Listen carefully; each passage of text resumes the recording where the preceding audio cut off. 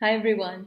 Today we're going to be talking about effective email communication, specifically business emails. The reason I'm making this video is because over the past few weeks I've received a number of emails from people asking me the ideal length of a business email, the format that they should follow when writing an email, and the do's and don'ts with regard to business communication. So today in this video I'll be addressing all those questions. So this is what I'll be sharing with you today. First, we're going to talk about the objective and outcome of a business email. Even before you start writing a business email, it's important to know why you're writing that email and what do you expect the outcome to be. Second thing that we're going to be looking at is the structure to follow for business emails. And last but not least is the do's and the don'ts when drafting an email to a client or to your colleague.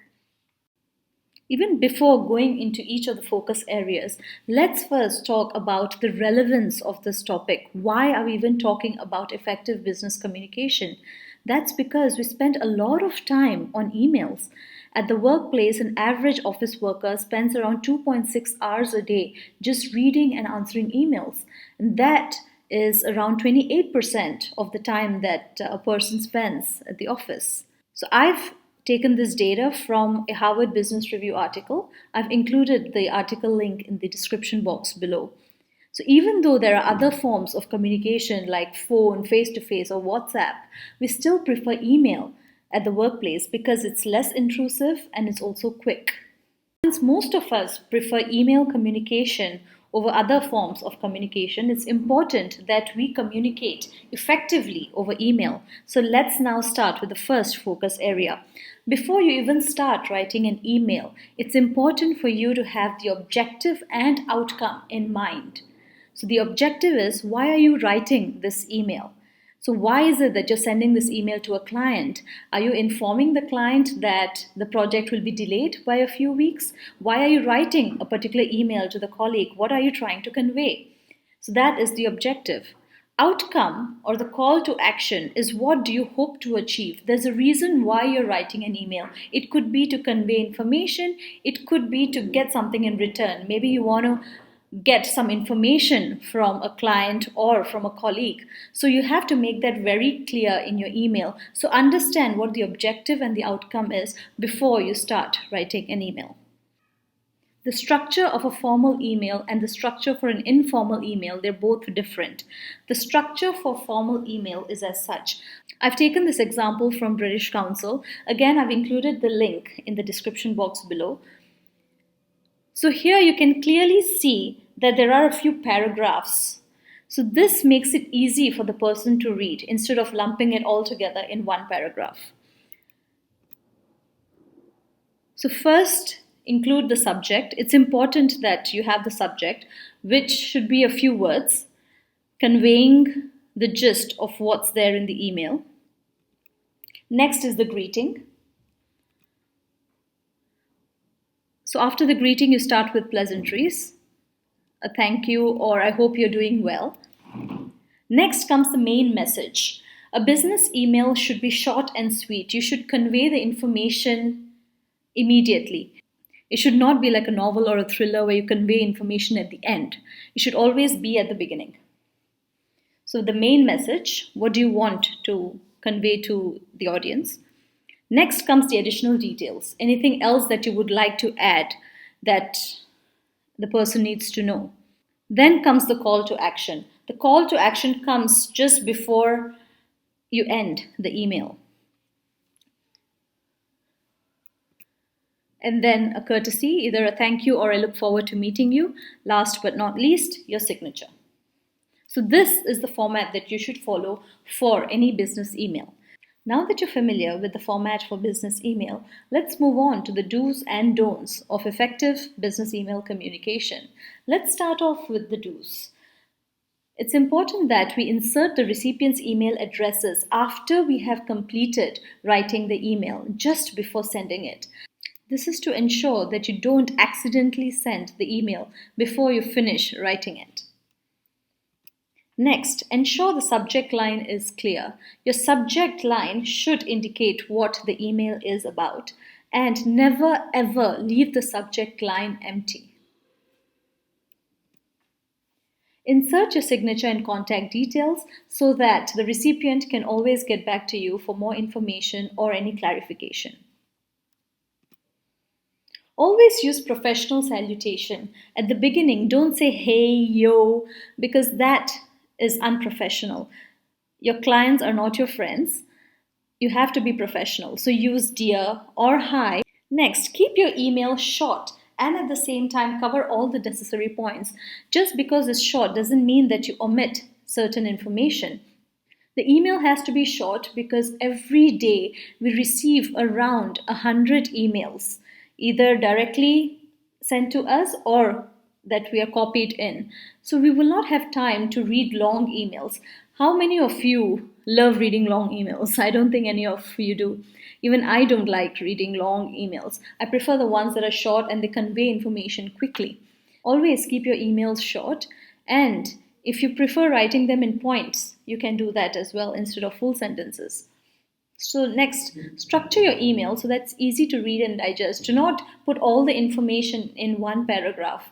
Split it into a few paragraphs so that it's easy for the person to understand what you are trying to say. Next, use positive phrasing to convey negative news. Sometimes you may have to convey negative news to your client or to your colleagues. Maybe things are not going the way that you have planned. Maybe the project is going to get delayed. So, for that, instead of saying it in a negative way, you can convey the same news in a positive tone. So, for example, instead of saying the problem we have is da da da da, you can say the situation we have right now is this. So instead of using the word problem, you can say situation. And automatically, people's idea of what you're going to convey changes. Next, I am unable to, change that to I will provide XYZ.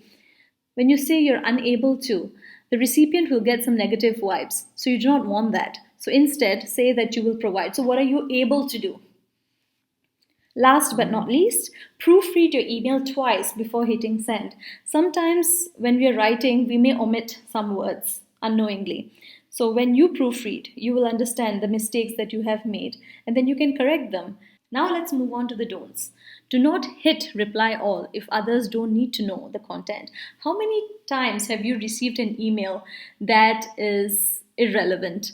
Maybe somebody is thanking someone else in that email and you don't need to be copied in it, right? So I've received that a number of times. So maybe like 10 people are copied in it and 10 people are sending thanks to another person. Like you really do not need to know that thanks is being conveyed.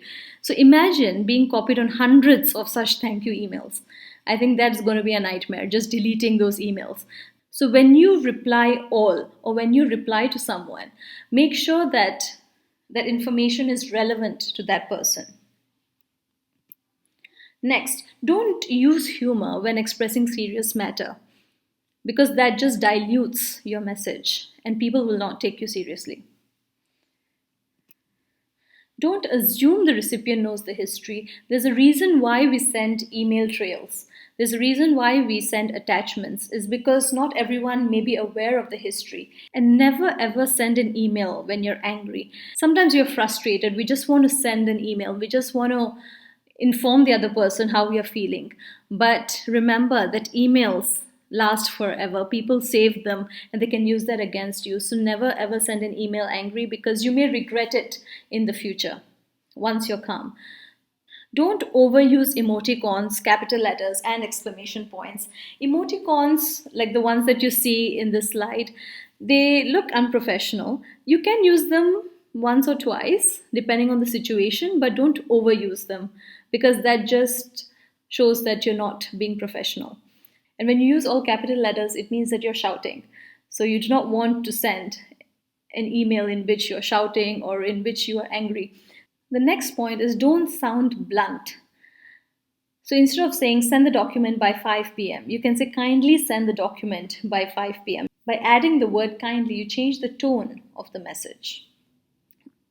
So always be polite, don't be blunt. Next, don't overly rely on emails, even though we love emails because it's less intrusive. Instead of going to somebody's workstation and then chatting with them or asking them information, which can be a bit intrusive, especially when they're working on something important, don't overly rely on them because then you lose the human touch. Sometimes it's better to just go over to somebody's desk and congratulate them or say sorry because that shows that you value the relationship. Next, don't point fingers. Avoid using you in negative situations. For example, instead of saying you did not submit, you can say that I have not received this document. Essentially, you're conveying the same message, but instead of pointing fingers at the other person, you're saying that you have not gotten the document. Next, instead of saying you failed to meet the deadline, you can say the deadline for this particular project was XYZ date. When can I expect the submission of the documents? So in this video, I've shared 8 do's and 8 don'ts. Of course, there are many more, but these are the more important ones that you should keep in mind when drafting an email. I would like to end this video with Brian Tracy's quote: "Communication is a skill that you can learn." It's like riding a bicycle or typing.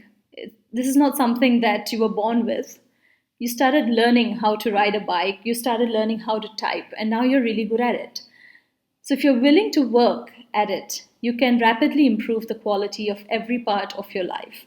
You just have to put in that effort. You have to continuously work towards improving your skills. That's going to improve your business communication.